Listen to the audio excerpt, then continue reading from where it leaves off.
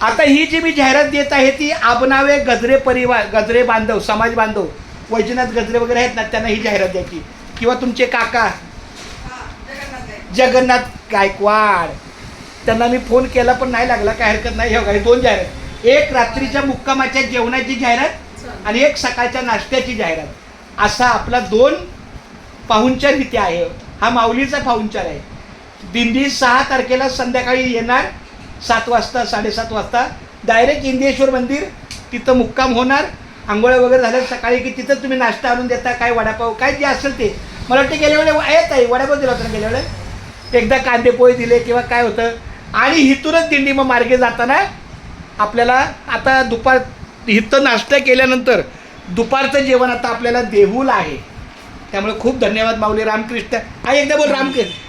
माझ्या आईचं काय एवढं आयुष्य. आई किती वय आहे तरी तुझं? आता 70च्या वर गेले. तरी पण काटक आहे अजून. चालता चाले हे शरीर. बोल बोल. चाले नाही बोल. चाले हे शरीर. हा चाले हे शरीर. कोणाची या सत्ता, कोणाची सत्ता, कोण बोलविता, कोण बोलविता, हरिविन. हे बोल तू रामकृष्ण. रामकृष्ण हरी. रामकृष्ण हरी. तुला असतंय का ग बाळा माझ्या? चालते. खूप छान. धन्यवाद. रामकृष्ण हरी.